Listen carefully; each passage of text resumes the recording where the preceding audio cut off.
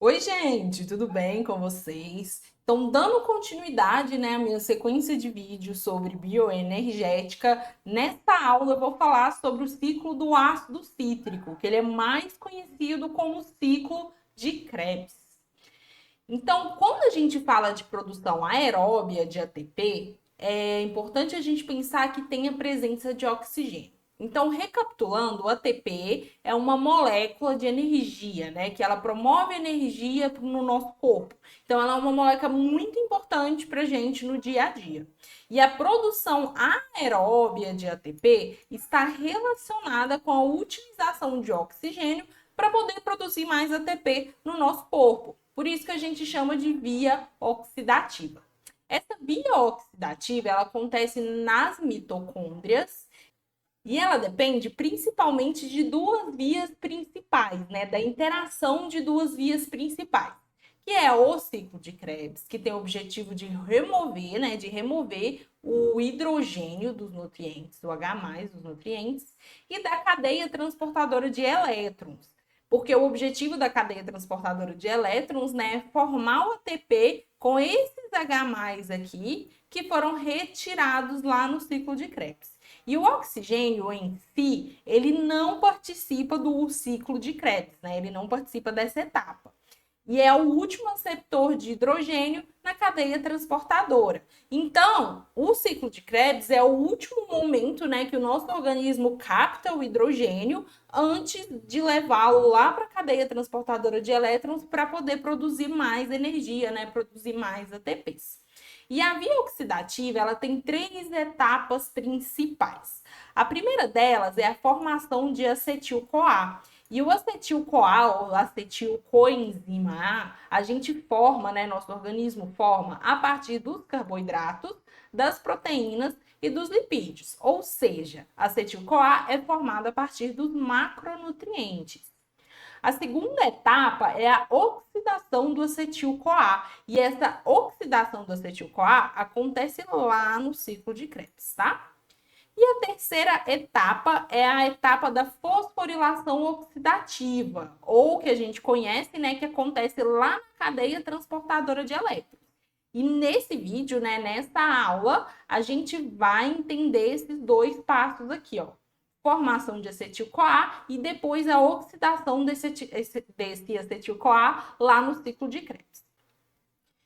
Então, nessa produção aeróbia de ATP pela via oxidativa, como eu já introduzi, né, a gente precisa de formar o acetil-CoA. E o acetil-CoA ele é formado a partir de glicose, de triacilglicerol e de proteína.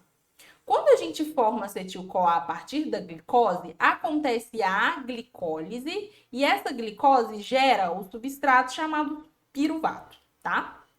Quando essa formação de acetil-CoA é via triglicerol, a enzima lipólise, as enzimas, né, lipólises, quebram esse triacilglicerol em ácidos graxos livres. E quando é a partir de proteína, a gente tem a ação das proteólises, que geram, né, que quebram a proteína em vários aminoácidos. E aí a gente tem outros nomes também, né? Acontece, né? Quando é a formação de acetil-CoA pelo triacilglicerol, a gente chama de beta-oxidação. Quando é de glicose, a partir da glicose, é a descarboxilação oxidativa. E quando é a partir de proteína, nós temos a desaminação oxidativa, tá? E o produto final dessas reações é a produção de acetil-CoA. Então, a primeira fase, né, de formação de acetil-CoA, de carboidratos, nessa aula eu vou focar, né, na formação de acetil-CoA a partir de carboidratos. E aí acontece a descarboxilação oxidativa do piruvato e ocorre na matriz mitocondrial, tá? Pela piruvato desidrogenase, a PDH, que é a enzima que faz essa reação aqui, tá? É um processo mais simples e ele é recorrente. Então, a gente precisa de transformar esse piruvato em acetil-CoA, tá? E quem faz isso é a PDH.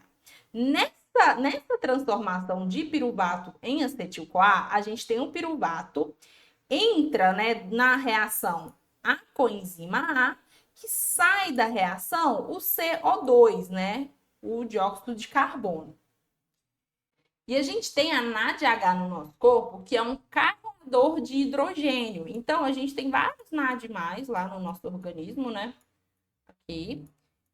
E aí, esse NAD+, vem aqui durante a reação do piruvato e capta esse hidrogênio que saiu da reação. O que é importante? Eu vou dar um exemplo aqui para ficar um pouquinho mais fácil de tentar entender. Carboidrato. CHO é a sigla que a gente utiliza para o carboidrato.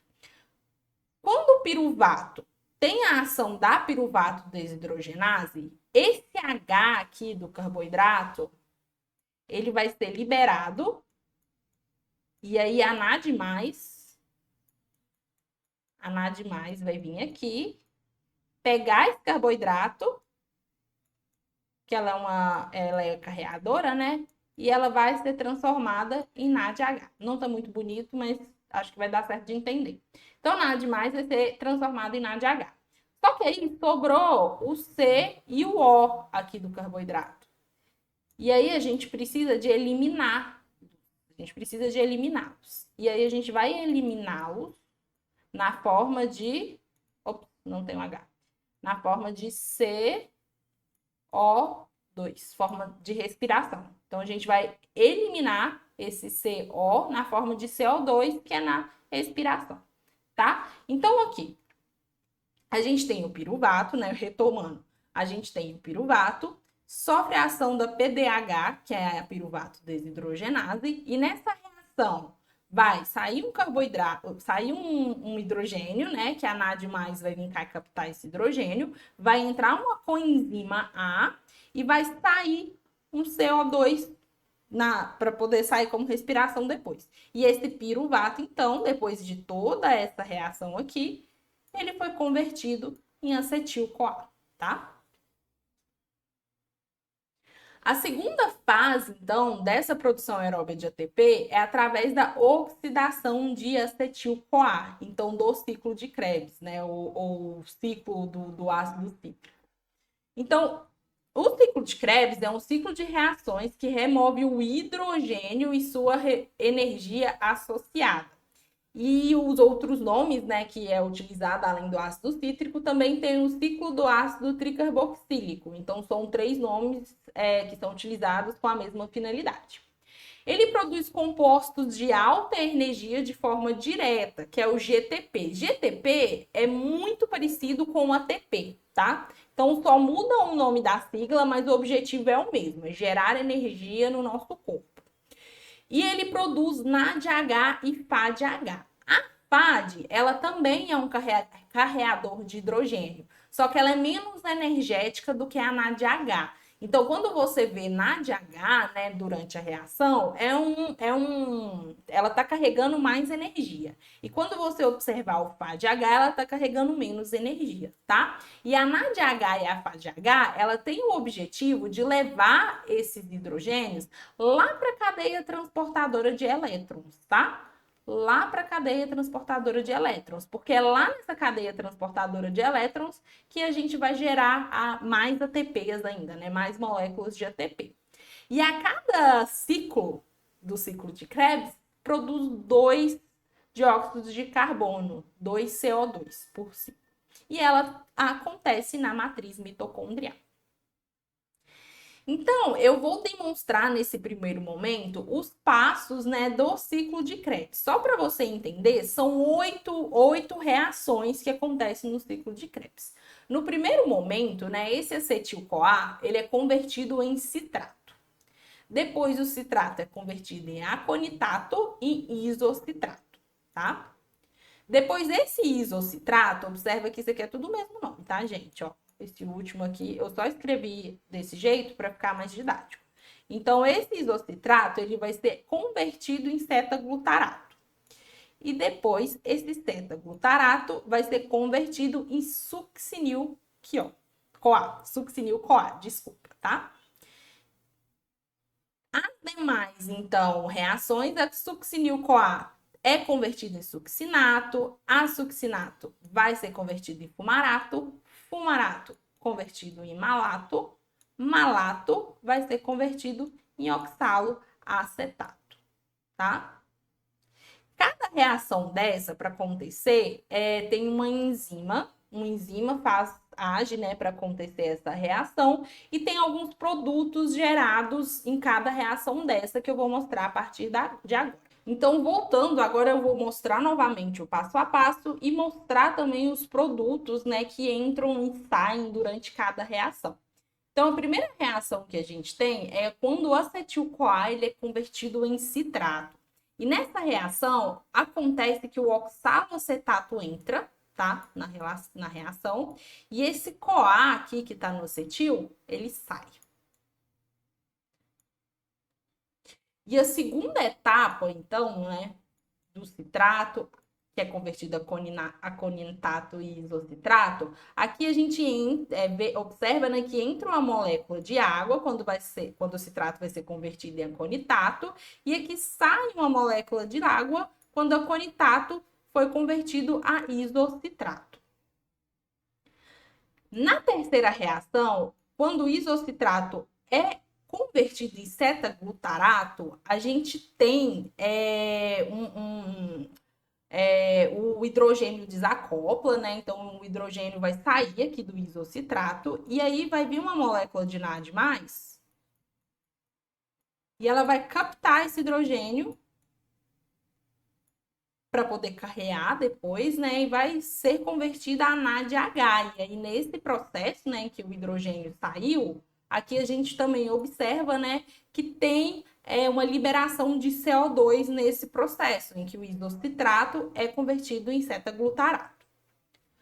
E aí, nessa próxima reação entre o cetaglutarato, quando ele é convertido em succinil-CoA, a gente observa uma reação parecida, em que um hidrogênio, né, sai aqui do cetaglutarato, o NAD+, vai captar esse hidrogênio e vai ser para carrear, né, esse hidrogênio lá para a cadeia transportadora de elétrons. Então, aqui a gente vê uma liberação do NADH. E nesse momento, além, né, de sair outro CO2, a gente também observa uma entrada do CoA. Por isso que o cetaglutarato é convertido em succinil-CoA. Na quinta reação, né, onde o succinil-CoA ele é convertido ao succinato, o CoA ele desacopla, né, dessa reação, desse succinil-CoA. E enquanto ele se desacopla, a gente tem a produção de um GTP. Então aqui a gente já observa, né, que a molécula energética de GTP ela é produzida nessa reação. E na próxima reação, né, em que o succinato ela é transformada, né, ela é convertida em fumarato, a gente vê uma ação da FAD. Então, aqui tem a liberação do hidrogênio, vai vir uma FAD, FAD+, ou FADH, vai captar, né, o hidrogênio para poder levar lá para a cadeia transportadora de elétrons, e aqui novamente tem a liberação de um CO2, a liberação do gás carbônico. Próxima reação, então, que o fumarato é convertido a malato, a gente observa a entrada de água nessa reação. E por último, né, quando o malato ele é convertido ao oxaloacetato novamente, a gente vê que tem uma liberação de H. E por que que chama ciclo de Krebs, né? Não sei se vocês se lembram, mas lá na primeira reação tem a conversão do acetil-CoA, né, em oxaloacetato também. Então, ele, na verdade, tem uma entrada de oxaloacetato. Então, a gente vê que ele é um ciclo, que ele sempre continua. Então, assim que libera oxaloacetato, entra o acetil-CoA, o oxaloacetato entra na reação, libera esse CoA e o acetil-CoA, né? Então, ele é convertido a citrato. E aí, quando a gente vai observar o saldo dessa reação, a gente tem a liberação de 3 NADHs, que aqui nessa imagem a gente pode observar aqui. A gente tem a produção também de um FADH2, que também é uma molécula energética. E a gente tem a liberação, né, a formação de um GTP, que é muito parecido com a molécula de ATP, tá? Então, esse foi o ciclo de Krebs. Espero que você tenha entendido, né, um pouco sobre essa reação, e qualquer coisa, né, qualquer dúvida, é só entrar em contato.